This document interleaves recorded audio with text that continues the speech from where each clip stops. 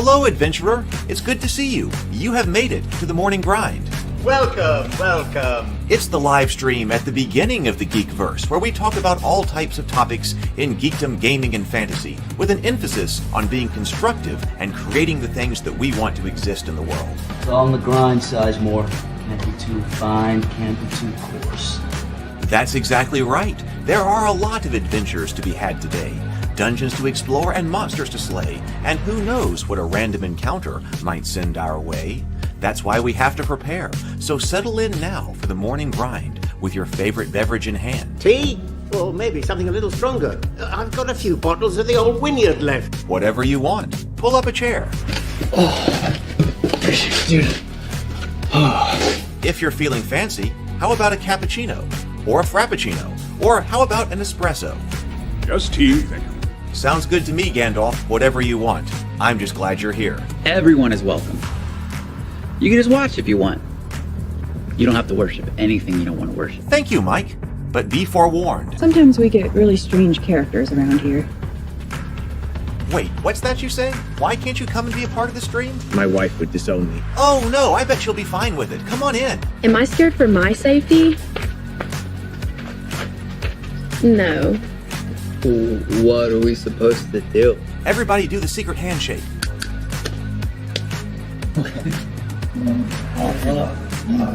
Secret cultist handshake. Oh, now do wizards who love each other.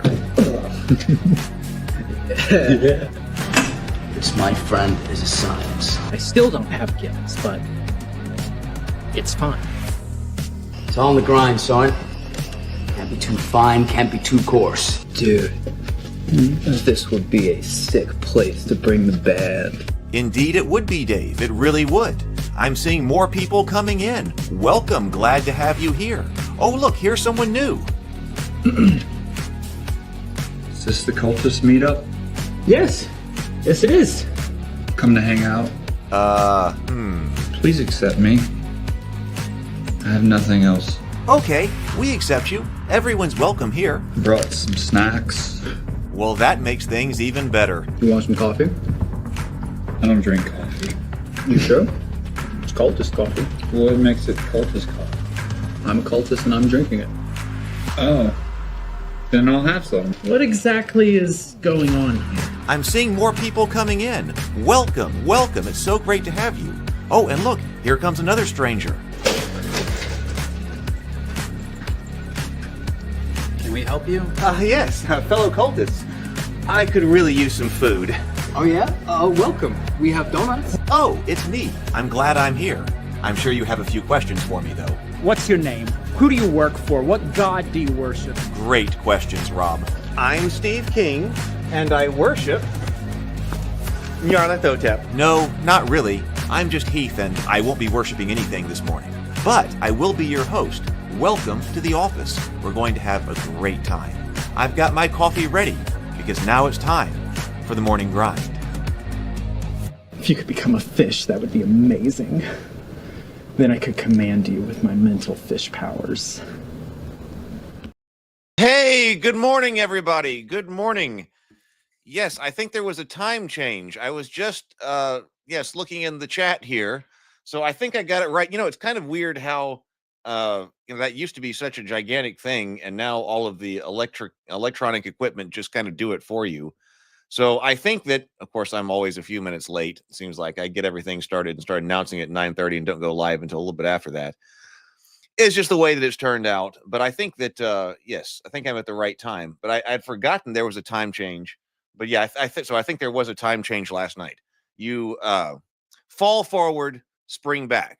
Fall forward, spring back. So I think this is spring. So we sprung back today. I think that's right. But at any rate, just looked at it, looked at whatever my phone said. So I forgot about that. So maybe I did. We got lost an hour. We've spring back. Yeah, whatever. I don't know. Good morning, James Bacon. I noticed that some of the shields had turned green, which is I made these shields a long time ago because those are unique to the channel. because I know some people just use like the default, they're like circles or something, but YouTube allows you to upload specific or custom little icons to go beside channel members. And so now we have green channel members.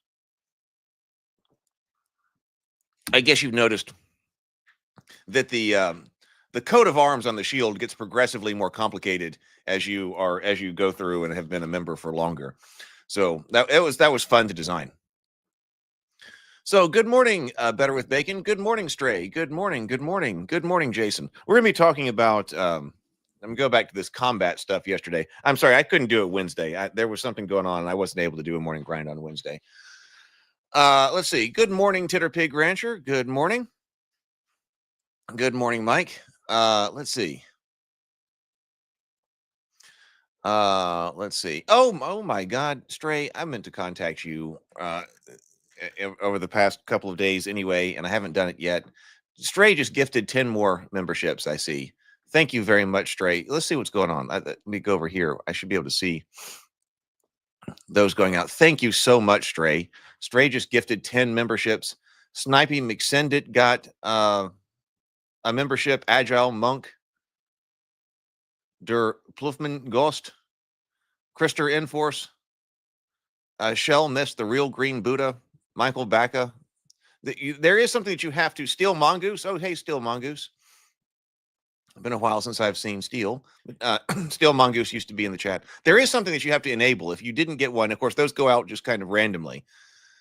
There is some type of algorithm, of course, that YouTube uses to manage who gets a membership or not. But there is something that you have to like enable or something if you want to, be gifted one. So thank you very much, Stray. I really appreciate your being a part of all of this. Yes, I know. The so it's spring forward, fall back. But I said that never. I like to mess with people that way because that doesn't work for me because it also works the other way. Yes, spring forward, fall back. That makes a lot of sense. But on the other hand, fall forward, yeah, you can definitely fall forward. You can fall back or fall forward. Fall forward. And then what happens after you fall forward? You need to spring back. So both of that saying works either way. And so that's why I think it's funny. All right. Let's see. So what is going on? I have completely rebuilt the Kickstarter page. And I believe I have one graphic left to put on the page, and then I'm going to do a video. I'm going to sit here this afternoon and work on all of that. So I rebuilt the Kickstarter page because I ended up not being happy with the way the miniatures were going. I am going to work with I was painting them up, but I think what I'm going to do is just try to do the miniatures separately. And looking back on this, there was a whole bunch of stuff on the Cultist Kickstarter page, including the miniatures and everything else. So I tried to simplify everything, which is probably a good lesson for going forward. So I tried to simplify everything. I'm going to try to get another sculptor on the miniatures at some point here. Oh my God, this hand is broken here. Okay, I'm also losing some miniatures here.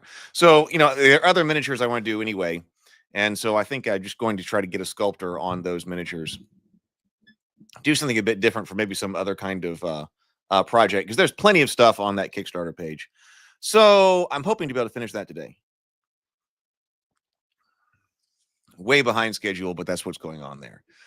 So that was going on. I also spoke to I was kind of curious about trying to put out some other social media.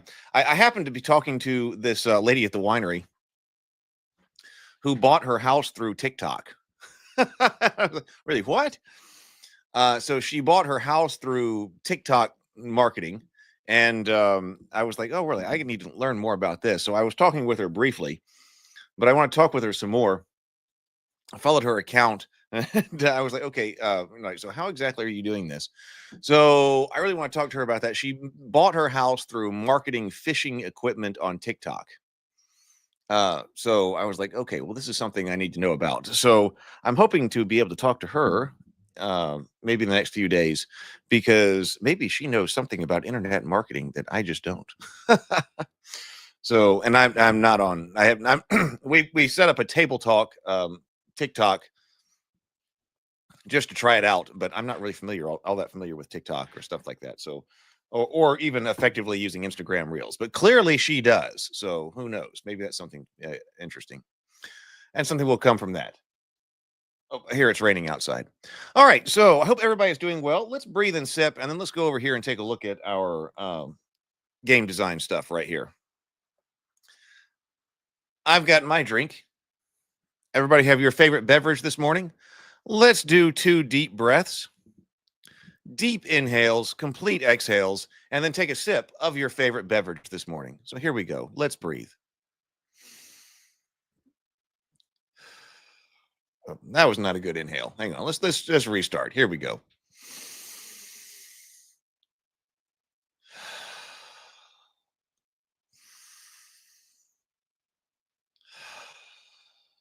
And sip.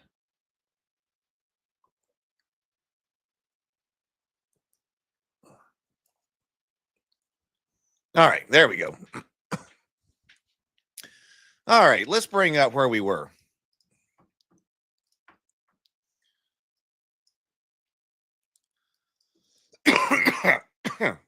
Excuse me. So we were trying to figure out some potential things to add in. And because I was actually also thinking about quite a bit, like, how do I want this to run? Hopefully we're going to be able to get together with the nephews again and do another game. So one thing is like, okay, what's the least thing that we could possibly do in order to get, in order to change up this game? And I think that Robert Romano ended up being right, that at the, let me scroll down here. Okay, so I think that Robert Romano ended up being right, that if you want to do like the least changes possible to the game, then we kind of confirmed this with the math that we did. The least changes possible to accelerate combat and eliminate rounds where nothing happens.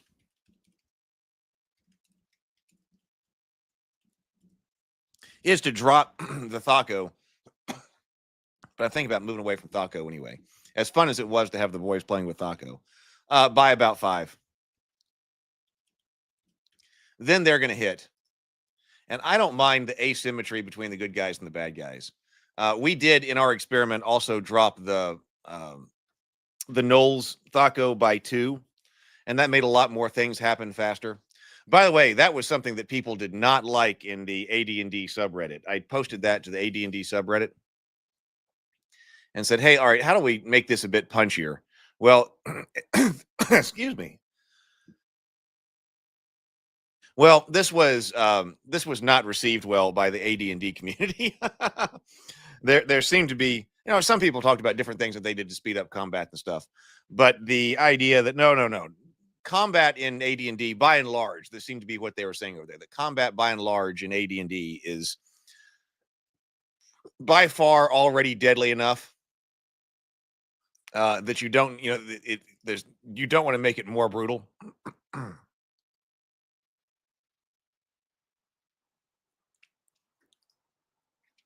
Let's get to that in a moment. So they were generally against that. They thought the general feeling was that, hey, no, combat is brutal enough in AD&D as it is. You don't need to go and do something else to it. And they kind of liked the mischance. Excuse me again. Which was contrary to what some of the other people in other subreddits were saying. Like when we're looking at a 70% mischance on these goals, on these nulls, rather, some people in other subreddits were saying, yeah, that's terrible game design. Of course, a 70% mischance is just, absurd. And you don't need to do any type of like analysis or computer, math or anything like that behind the numbers on that, because it's just obvious when you're designing a game that the heroes coming in and having a 70% mischance against the nulls is just terrible game design, and you should never do that. But yet that's exactly what everybody in the AD&D subreddit really liked. Or they didn't have a problem with it. They were like, no, combat is working exactly how it's supposed to be working. You don't need to do anything to make it faster. So Titterpig Rancher says, and I kind of like this. Hot take: there's a method behind the madness for making hit die a D8 universal across everything. It allows you to set up the normal man as a baseline and match everything to that. This is a great question too. So why not use the D6? Because the damage was originally based on a D6, so there was a chance you could survive one hit. Oh, does OD&D? I don't remember that. John Schwartz says OD&D uses D6 for HD. I was thinking about going to D8 was just to give everything a little extra oomph. So that if you were the toughest of the tough and someone rolled a poor damage roll, at least, yeah. So yeah, I think in AD&D, hit dice are D8 in general, right? But no, I really like this idea of having some kind of baseline for what this is. Well, if you separate, which I'm thinking about doing, importing these stamina and wound rules, so that you really know what a wound, like what the difference is between stamina and loss of stamina and loss of wounds. That sounds like a really good thing to do, and then you can calibrate all of your damage against something, against the wounds of a normal man, which would be D6. And then I'm okay with something like the fighter having D8. Like, what is the fighter really supposed to have? Well, the fighter is supposed to be good at fighting. So even if the fighter might have, a few more wounds than the normal man, but then also really stamina by and large, when you're going up in hit points, instead you're going up in stamina, which when you lose that, you're actually not getting wounded. So all of that can come off of a single pool. And who's going to have a lot of that? Who's going to have a lot of that is going to be the fighters.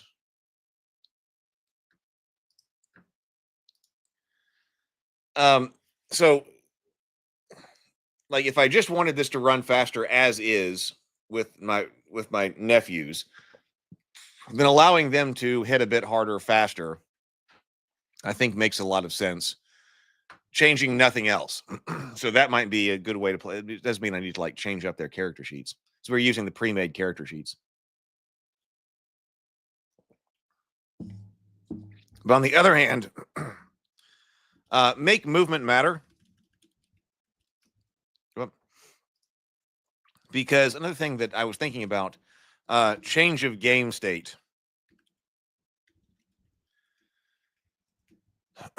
I think that in principle,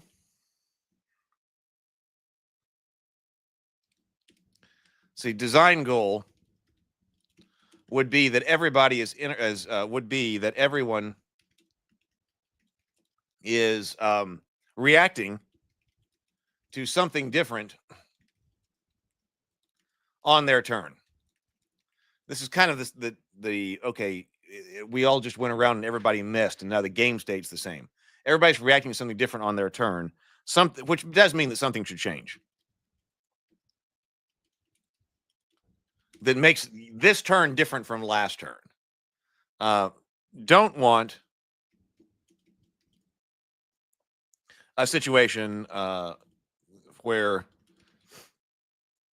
the new turn, the new turn is the same decisions as the old turn. Maybe I'm not phrasing that very well, but something needs to change. If the game state's not changing in general, okay, we did a whole turn and we had no change of game state. And by that, I'm actually talking about the physical or the mechanical elements of the game. I'm not talking about okay, yeah, I know we could really describe something cool, but I found that it's more fun to describe something happening than something not happening. And you tend to not start describing, or you tend to stop describing things when you're trying to go around in a circle and describe everybody missing in what's supposed to be life-threatening combat all the way around in a turn.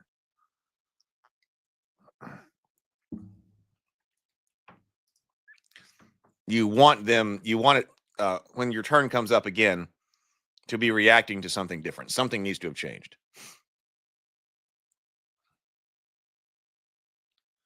Let's see some things going on in the chat here. Yeah, I agree with this, what John says here. Second E was the peak of official settings, but I love how nowadays we have a whole range of indie productions going above and beyond what a corporation could even try. I agree. Like the Forgotten Realms and um, yeah, Planescape, the Titter Pig Rancher is talking about, and we looked at Dark Sun. There was that was all of those core boxes. That was cool. Yes, peak official settings. I completely agree. We don't want their turn to be the same decision as the old, which is not don't want. I attack again. Okay, okay, everybody missed. What do you do? Okay, I attack again. Would prefer not to have that. Now, and I guess this does matter, or it does influence whether or not you're playing on a grid. Like if you're playing with miniatures,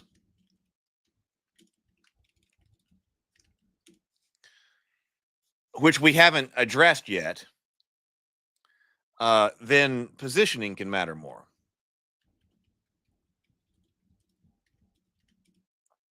And I do like being in a situation where sometimes you can use miniatures and sometimes you can't. Like I said, last time we played, we actually seamlessly went into combat without using miniatures. When they opened up the final tomb and the shadows appeared, we weren't moving around miniatures at that point, or even positioning miniatures. We just smoothly went into that.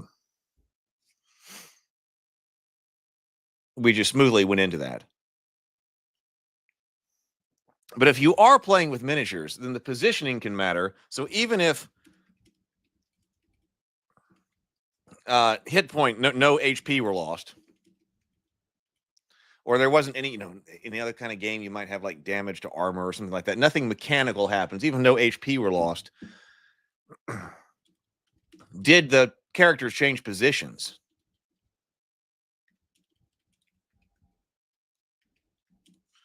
That could be a game state change.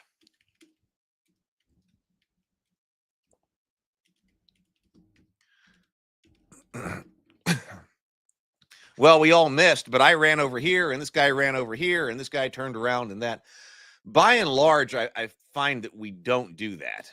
So this is kind of going, but I do like this kind of goes back to a adventure game mindset in combat, kind of. Where, hey, we're actually going square by square.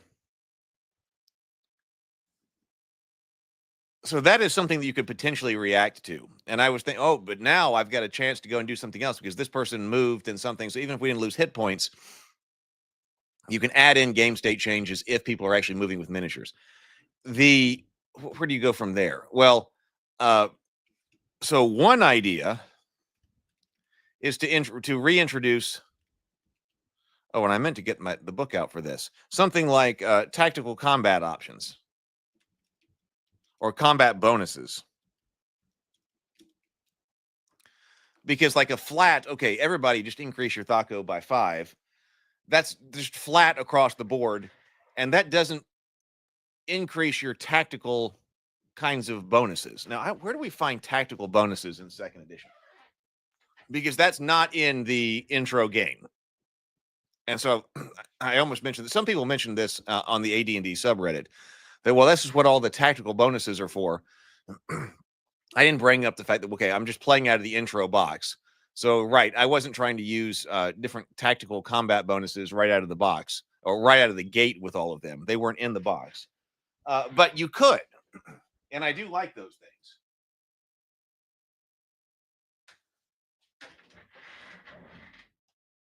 My book is missing. Hang on.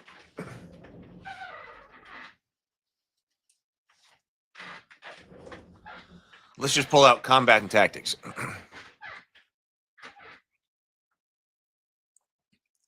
Oh, birth. That's the one that I don't know very much about, looking in the chat here. Relative Dimension says, I disliked AD&D until Dark Sun was released.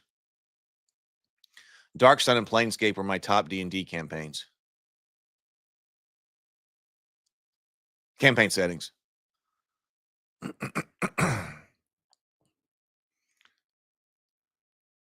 Yeah, Jason says movement almost always makes combat better and more fun. So yeah, that's what I'm thinking about then going and saying, all right, we're going to be a bit more moving square by squares. +1 to hit. That's tactical bonuses would be like having +1 to attack for having the high ground. The high ground's worth a lot more than that. Okay, so I just grabbed combat and tactics. So I think there were probably, I want to say in the game, the DMG, there may have been additional combat bonuses.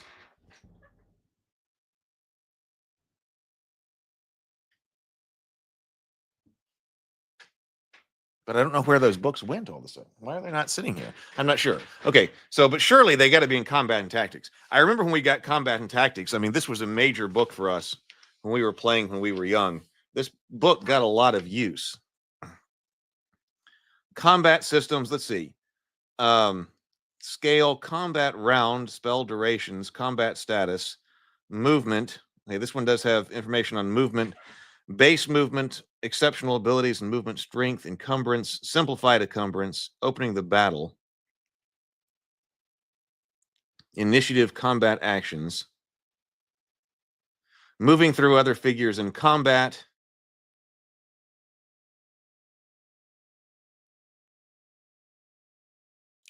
Let's see if just under attack we've got some additional combat options.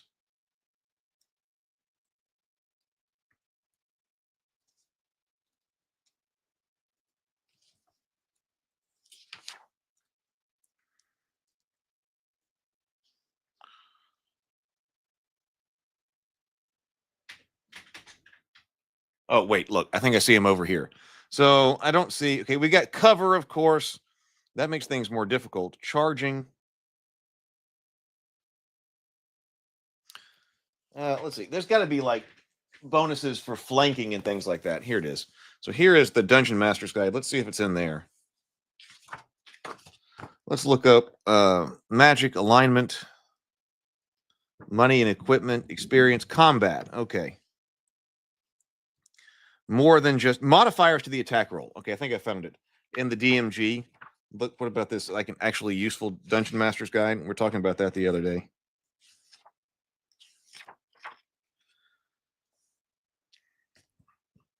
No. Oh my God. Jason had it right. I was kind of joking when I was like, no, the higher ground must be worth more than +1. But no, okay. So I am on page 74 of the AD&D second edition Dungeon Master's Guide. And we got combat, and we got situations like combat modifiers, again, which is not in the intro box I was trying to run out of. But yes, okay. So attacker on higher ground is in fact +1. Defender invisible, -4. Defender off balance, +2. Defender sleeping or held, that's automatic. And that says if the defender is attacked during the course of a normal melee, the attack automatically hits and causes normal damage. If no other fighting is going on, i.e. all others have been slain or driven off, the defender can be slain automatically. If no other fighting is going on, the defender can be slain automatically. That is if they are sleeping or held. If the defender is stunned or prone, that's +4. Defender surprised is only +1. You know, that's my problem with those orcs that we had in there. That still would have just been if we added in the surprise bonus, instead of giving them the free surprise round, that's still only +1. Missile fire, long range, -5. Missile fire, medium range, -2. Rear attack, see, rear attack is +2. So, like, I guess my question is, how much do we want the heroes, and in this case, the kids, to fight for that +5? Because they are really weak going in. We do have weapon type versus armor modifiers. Never used this, but sometimes, okay, so like, you know, banded mail is +2 against slashing, +1 against bludgeoning, whereas leather armor is -2 against piercing. We talked about that, contrasting damage types with types of armor a little bit a long time ago, and that may have even been sometime when I was not doing live streams, but just general videos. I think I had forgotten that this AC modifier was in here. for armor type. Of course, I don't really like their armor types, the classic AD&D armor types, but that's in here. That's not a lot. Okay, +2 to the rear. You let your wife throw away all, oh my God. See, I also went through a purge and have been trying to rebuild. I know we all lost a major, it seems like we all went through a phase where we lost a major collection.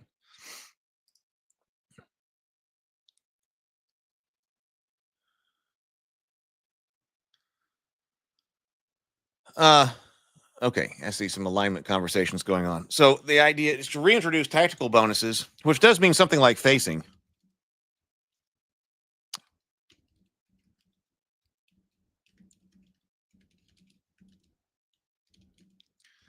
So you're going to be moving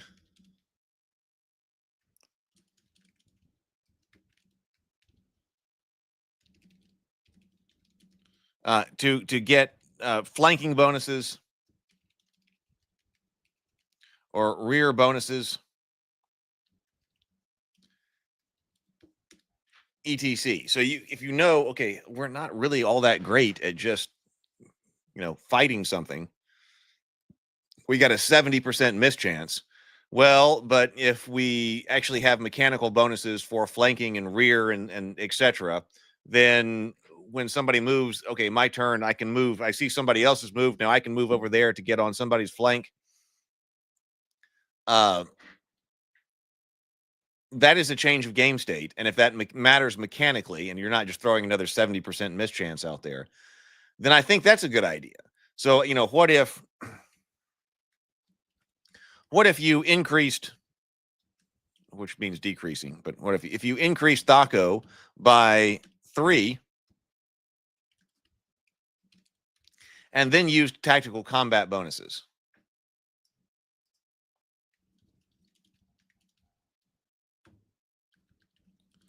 To try to get the other +2 or more.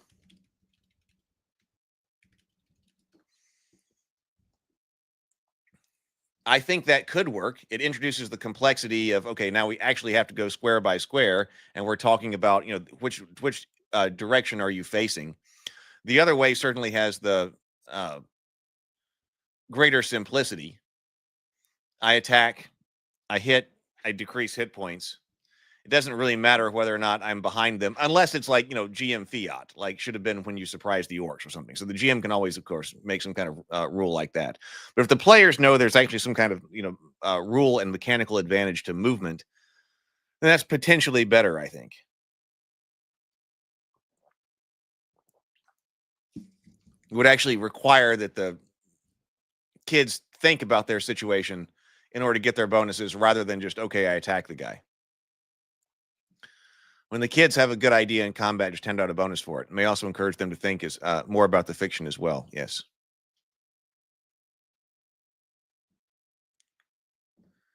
Titterpig says tactical bonuses don't require facing. They could simply be based on the number of allies near a target or the number of allies adjacent to your target for a bonus. I think you could just have a flat +1 bonus for every ally near your active target, for instance. Yes, you could do that. And also, one game declared your facing by where you were attacked from. Where was that? What game did that? I remember there was a game that was doing that. That was like a Civil War game I had on the computer.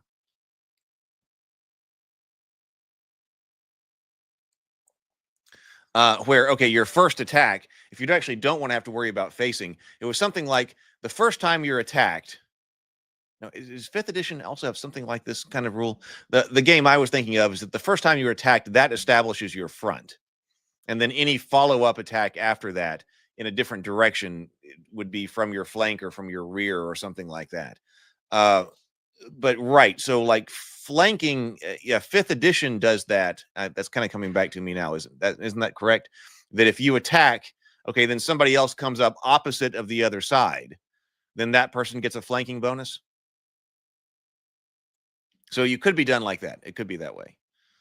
Relative Dimension says, the complete books often introduce tactical options. Oh, you're right. There probably are some more in there as well. The Complete Fighter's Handbook introduced maneuvers called shots, fighting styles, etc. You're right.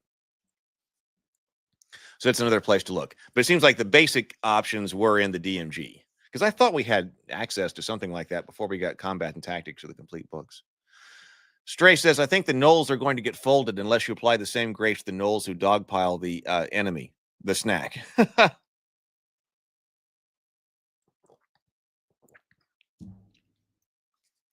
But I mean, okay, but I'm okay with that. I'm okay with that. I would rather them burst in the door, roll the gnolls in a fast and exciting combat, than have them run in, nothing happens, everybody misses, and then eventually they're ground down. Let's see. John says, you could also try Worlds Without Number shock damage. Melee attacks will often inflict little damage, even if they miss. A Warhammer might not penetrate your armor, but it will still hurt. Oh, that was brought up, not in relation to Savage Worlds Without Number, rather, but that was brought up as a potential fix to make sure that something mechanical is happening in combat every round. Somebody said, not on YouTube, but somebody said elsewhere that they give the fighters a special quirk or perk, a special ability that they inflict 1 point of damage, even if they miss, which is what you're talking about here. Melee attacks will often inflict a little damage even if they miss. So this was a characteristic of fighter. Now in this case, all three of the kids are fighters, but so basically, even if you miss, if you're a fighter, you get a consolation prize of inflicting 1 point of damage. And I did rerun some of our numbers on that and see how that changes things. So that does make sure that the things are incrementing downwards. But it kind of felt a little bit like a consolation prize to me, at least the way that we were doing it then. It's like, okay, well, I'm going to roll for damage, or I'm going to roll to hit, but even if I don't, okay, I get a consolation prize. I don't want that to feel like a consolation prize. Yeah, instead of making it easy to hit, just guarantee that combat doesn't go nowhere.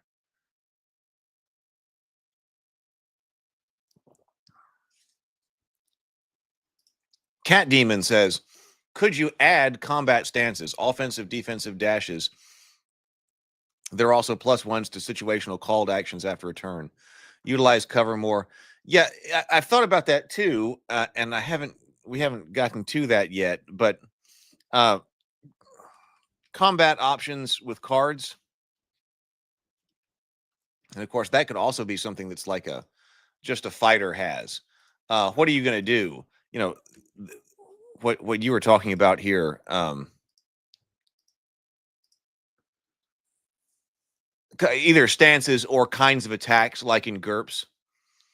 I believe that's stances. Offensive, defensive, right? So like all out attack or defensive attack.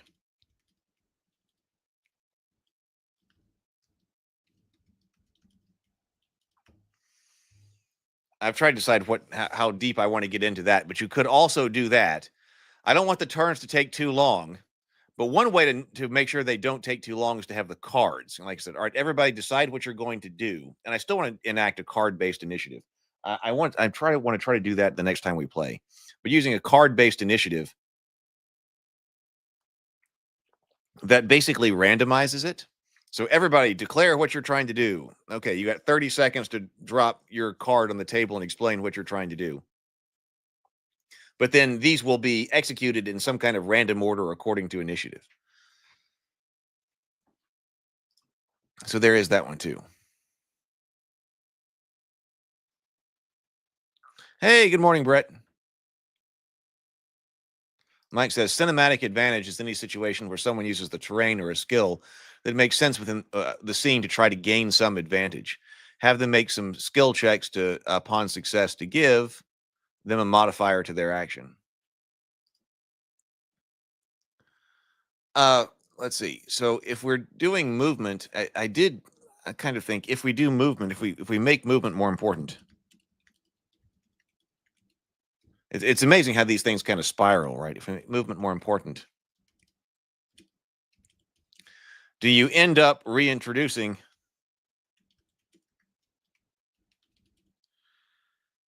something like attacks of opportunity? Oh, I'm over here. I'm going over there. Oh, you got to run by this guy. And so is he going to attack you on the way by or something like that?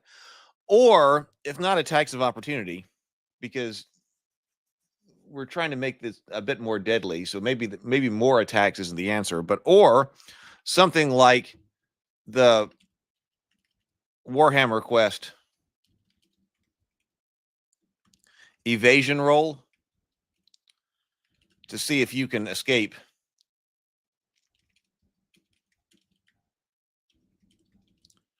being pinned by an enemy or getting around them somehow. But that does introduce another roll. No, I'm disengaging and I'm going over there because I see I've got some kind of combat advantage by attacking that guy in the rear. But I got to get away from these guys over here.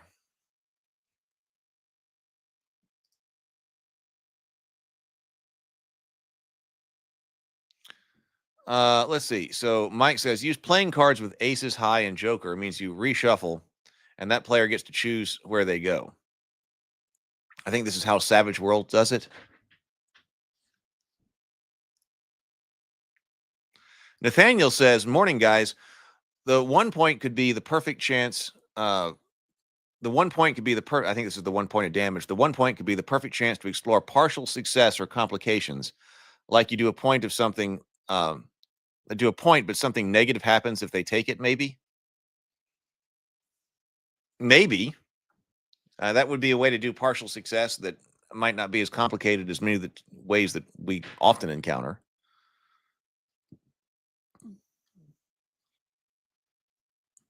Let's see. So,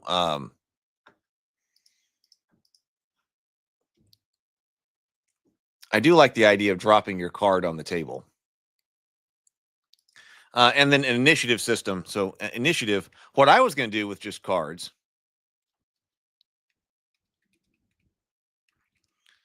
because a lot of initiative systems are random anyway.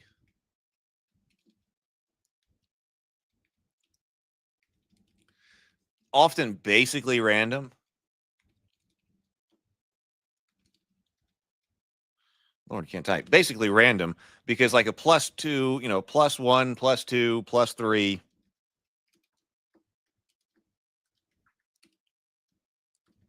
Dex bonus is not much when rolling a D20, and if everybody's got, close to a +2 or something like that. I mean, why even go to all that trouble? We have talked about this quite a bit before. Why even the 5th edition D&D initiative is one of my least favorite kind of systems to include in a game because it's so pointless anyway, being that it's random or very close to random. And there we go. Books down there. When rolling a D20. So why not just make it random? So, I mean, the two options is to actually, okay, if you're supposed to be going faster because you have higher dex, then why not just make that a feature of your, of the game? That, okay, if you've got dex this high or whatever, then you go first.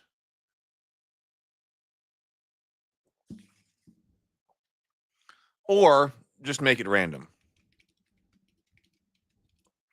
Which I hope, and this would be what kind of things I would want to test, which I hope makes people pay more attention. Because your turn could come up at any time. You got to be paying attention because, my turn could come up. Don't leave the table. Don't run around. Don't go get your Go-Gurt.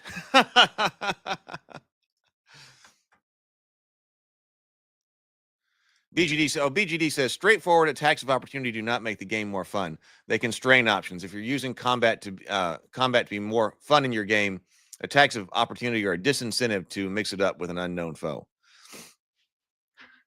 I agree with that. I'm gonna try to run over there and stab this guy in the back. Oh, but you're going to suffer 2 attacks of opportunity. And if the goal is to make the attacks matter, the attacks, much more significantly, then the attacks really need to come on. The attacks need to be made on that character's turn. I agree with that.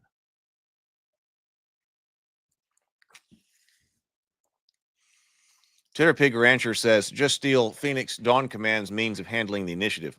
The torch is a card that the PCs have to start based on who initiated the combat, and then alternates back and forth between the PCs and the enemy. And the PC who acted most recently chooses who to hand the torch to in the party. So they act next. So, first of all, but speaking of like who initiated combat, I agree with you there. Like, don't roll for initiative.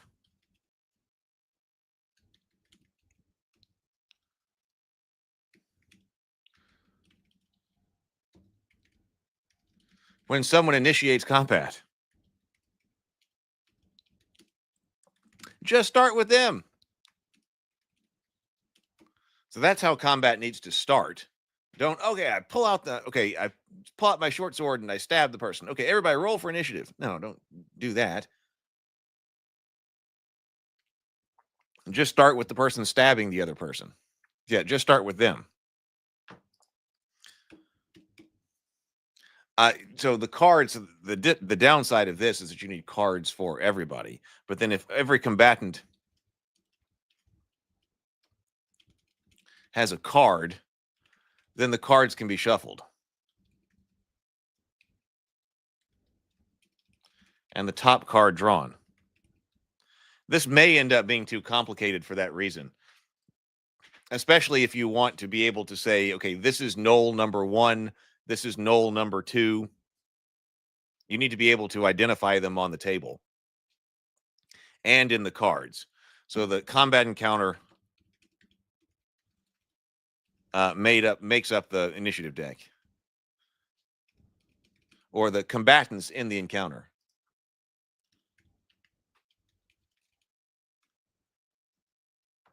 Makes up the initiative deck. And that is just shuffled.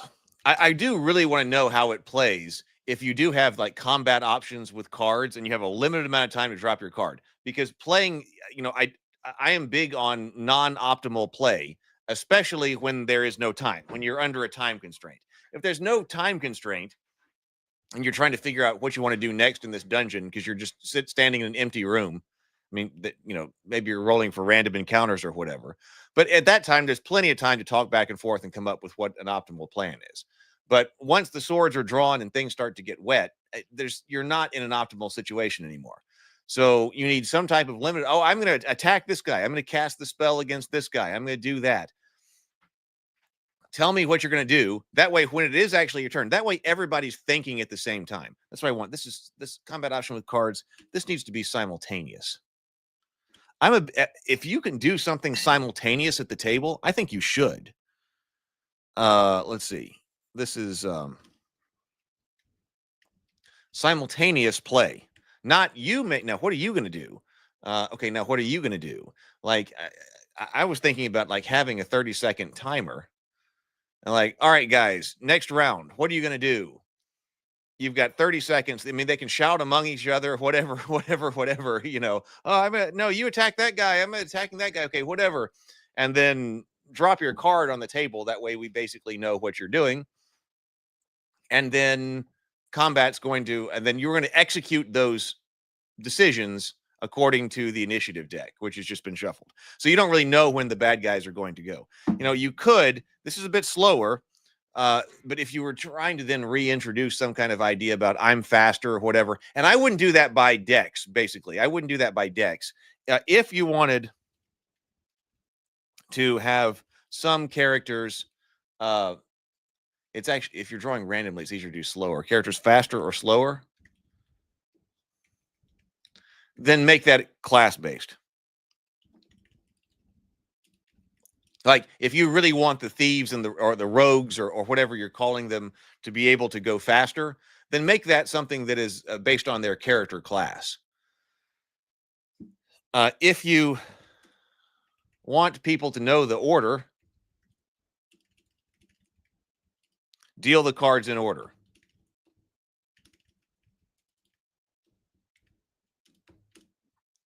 You know, but on the other hand, that could still be behind the table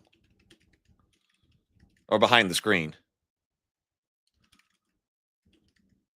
So the game master would know what's going to happen, but the players wouldn't. And the game master still calling out, okay, now it's your turn. Now it's your turn. Now it's your turn. Actually, I don't know. You could do that because that way, like if you say that class feature, rogues move faster. Then when the cards are dealt,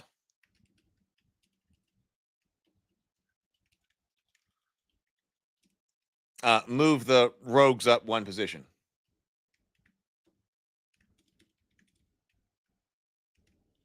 Like that would handle it. That would actually then ensure that, okay, if you're supposed to be moving faster, then that actually has a mechanical effect on the game. And I'm not talking about one like number faster. I'm talking about one card faster. So you're actually getting ahead of somebody, and that should matter.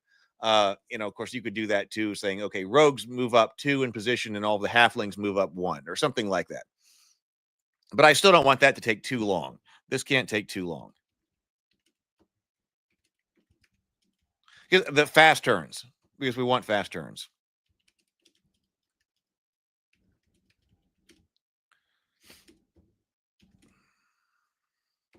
Now, so just turning over cards and calling out that player is faster. Now, you could still actually, you have to take a look at kind of the math behind this, but you could still have faster and slower players there. Let me finish my thought here, and then I'll go look at what's in the comments. You could more than one card for fast players, fast characters,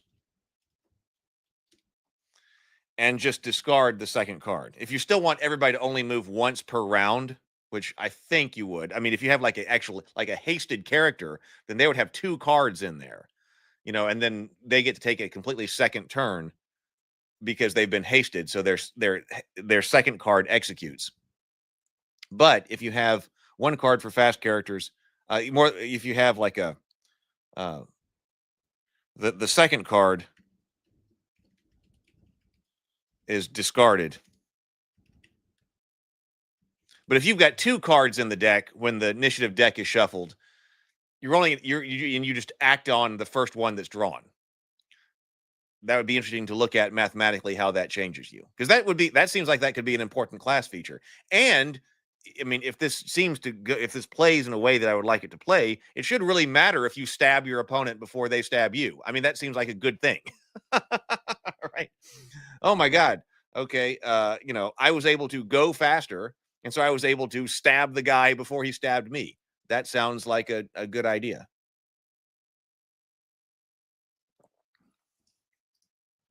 Let's see. Okay. Pitterpig says, but if you want a randomized deck of cards to be initiative, just use Savage Worlds. They absolutely nail initiative and integrate it even into the chase mechanics and other stuff very well. For some reason, and we said this before, we've looked at Savage Worlds here, so I will do that. Let me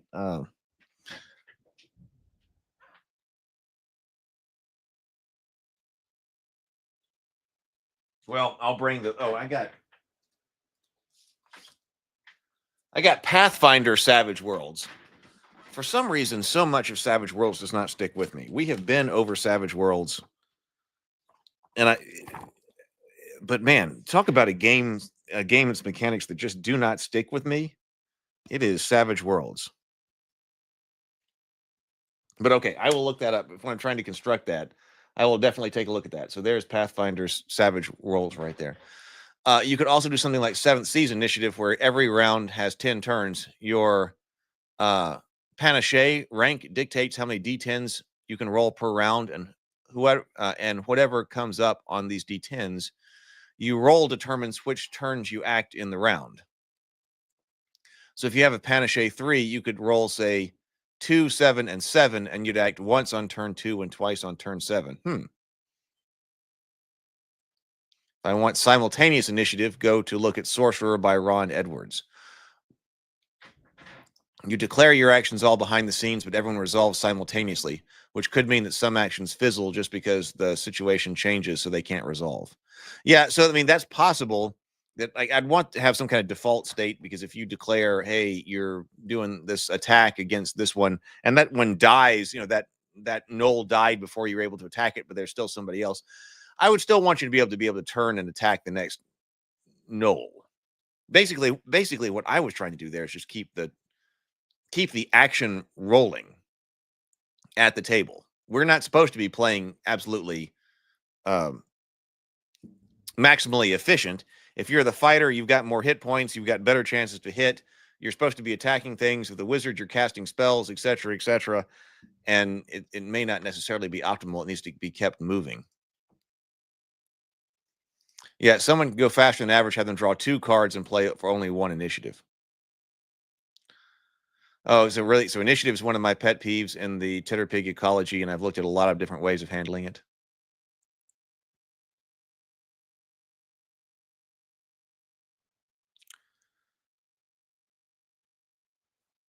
I'd have to remember Savage Worlds.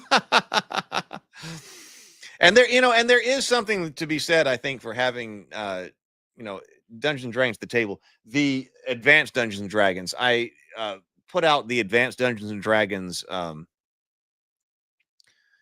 GM screen right there at the front, because it had that logo up there. Hey, good morning, John.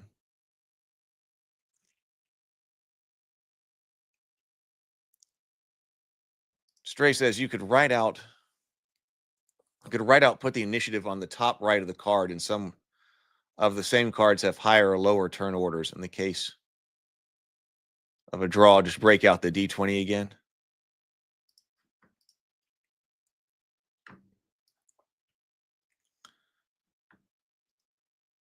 So it may not matter. So the turns next card, you could include more than 1 card fast. The second card is discarded when it arrives, when it is drawn.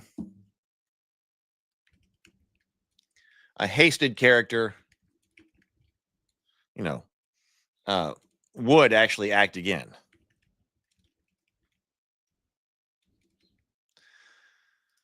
One of the OSR blogs I was reading, which I really liked, and now I got to find it again. That he actually had a very complicated, a very elegant way of handling a bunch of different things, but then he also had a very kind of complicated initiative system, which I was kind of surprised to see after the elegance of everything else that he was doing.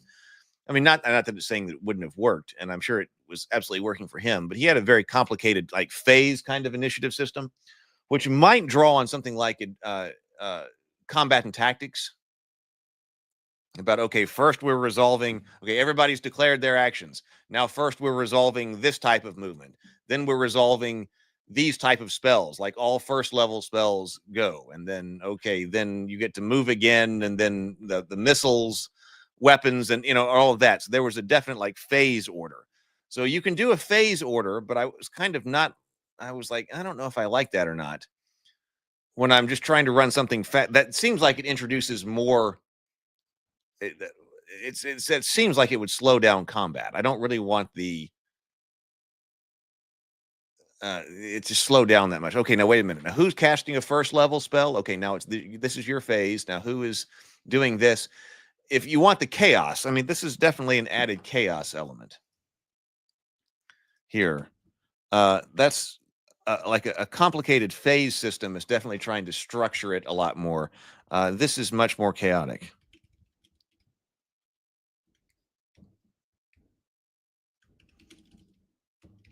It might represent combat. Better. Like, I'm going to put that in quotes, because what does that mean? Is that what we're all trying to do? Let's represent combat better. That this person just got to stab something before you did. Right. Yeah. It's very wargamey. It is. Yeah. Movement phase, melee phase, ranged phase, everything like that.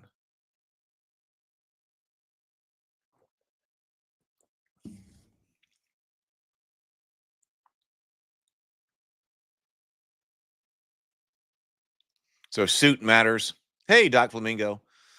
So suit matters when we're drawing the initiative cards. Oh, hey, Robert. Good morning. Let's see. What else do we need to talk about? That was kind of my thinking here. I need to sit here and type up some more of this. One of the things, coming close on an hour here, but I was thinking two things I think we need to talk about in the future is armor as damage reduction, and there are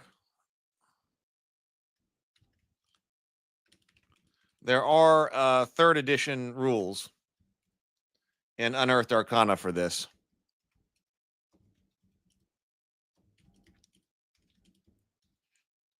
They can be pulled from.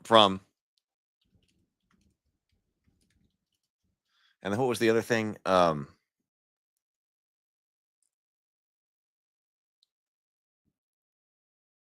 Oh, damage dice. Oh, so okay, just don't want armor to double dip, making it too hard to hit, making it hard to hit, making it harder to hit, and reducing damage. When we first started this series, as I was going back over the notes, I realized that the system that we had kind of constructed above was letting the armor instantly double dip. Because if you're going to have a situation where, okay, some armor might give you, let's call it an AC bonus, but we're also reducing damage, which is, by the way, how it is in the Unearthed Arcana. Armor does both. It'll give you a little bit of like a passive defense. Use that term from GURPS from third edition. A little bit of passive defense and a little bit of damage reduction. It becomes really easy to double dip. So you want to not have that. But then also, like, okay, damage dice, rolling dice for damage. BGD was talking about this. So how are we going to handle that? And this might be another one of those situations where we back into some type of custom die. I really need to either figure out how to sculpt some dice myself or have somebody else sculpt them, because it sure would be nice to have some physical dice to sit here and roll if they're custom. Multiple dice have to be added together.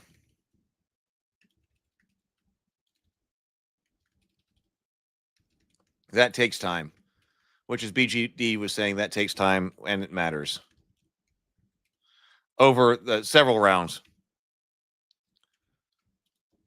So it occurred to me, yeah, you're right. But it occurred to me that, hey, could we do the same kind of thing with damage dice that we had done with the to hit roll? Which is, okay, break down all of exactly what we want to happen according to the dice, but then rebuild one single die that builds all of that probability to in together. So what I was thinking was, can we rebuild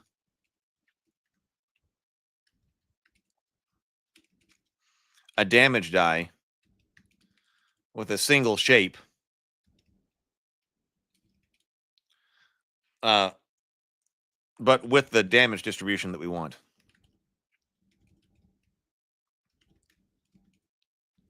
Because, for instance, we were talking about, okay, different wounds. If we're talking about normal man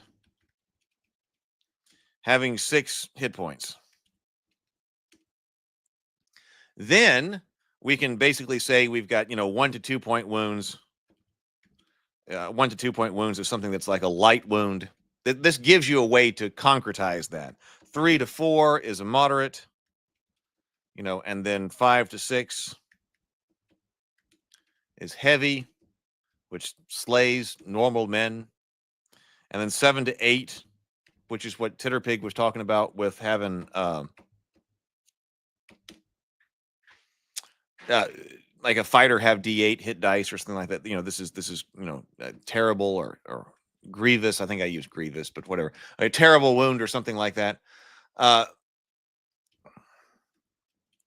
When you now have that, a longsword with D8 damage is pretty random. That and is that bad? Is that bad? Now we also talked about damage by class, which I becoming I'm becoming a bigger fan of, or damage by class. But even then, okay, if you've got D8 damage or you've got D6 damage, you're very much randomly determining what type of damage you do. Maybe that's not bad. What type of wounds you inflict.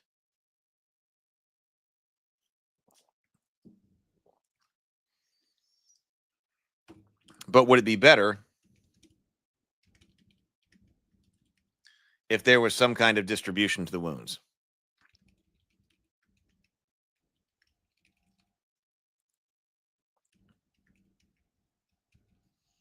So that not only are fighters possibly, dealing out more damage, but they're also more likely to deal out something like heavy wounds. Whereas non-fighter characters, non-martial characters maybe it doesn't matter at that point, because if you're only doing D4 damage, do you need a distribution? Because that's basically 50% chance of light or 50% chance of moderate. Now, it does matter whether you're doing 1 or 2 or 3 points of damage. But maybe at that point, the scale is the amount of variation that you've got so low that it doesn't matter anymore.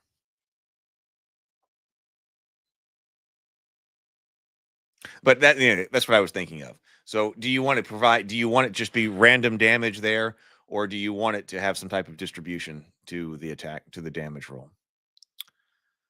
Doc Flamingo says wound systems are HP systems, just scaled differently. Let's see what's going on here. Oh, Robert says just played Risk with my son for the first time yesterday. Epic battle, he won. I saw something about different regions of the world. Titterpig says, I'm a fan of having each type of armor have its own type of mitigation. Chain would be a reduction on the damage total, whereas plate would be all or nothing, depends on the weapon. You can't damage plate with a sword, but a Warhammer Rebecca Corbin can get damage or pass through.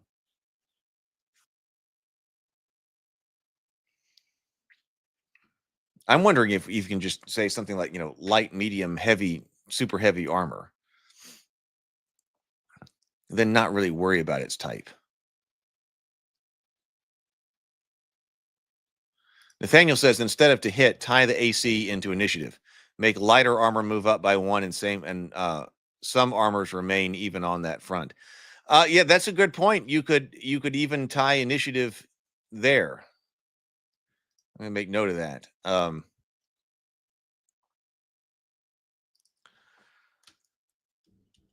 Could make this an initiative penalty for armor. Could also include an initiative penalty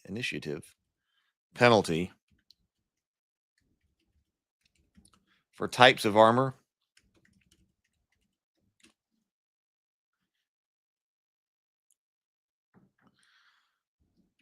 Light armors move up, heavier move down, etc. That's more stuff to shuffle the cards for. I don't know. I'm have to play that. I really want to play this. Some kind of a card-based initiative, and maybe start with just the random kind of card draws and see how that plays with the nephews.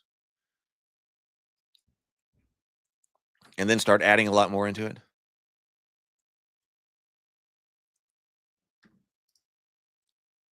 Well, this is kind of both. I want you to have a card that tells you what type of wounds you've got. I think that's going to be narratively interesting.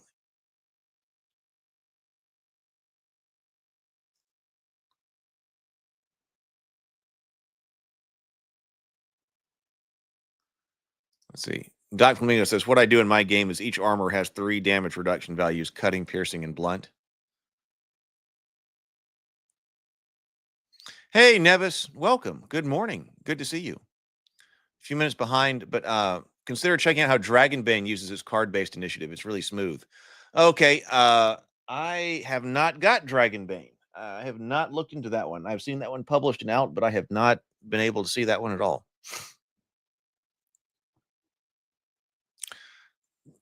Most OSR games just classify armor as light, medium, heavy ratings. Lamentation of the Flame Princess comes immediately to mind. Yeah, we never got to look at Dragonbane. I saw that one all over my feed for a while, but I never got a copy of that one. Might have to take a look at it. Let's see. So also, before we go, Chitterpig says, also as an inspiration from Malzritter, why not have each character with a base initiative based on their class and encumbrance, and then use tokens for +1 or -1 to hand out characters by a scenario? Well, could do that. But my point is you're not going to know when exactly you're going to be able to get to act. So if each character has a base initiative and then like has a known initiative value, you know what order you're going in.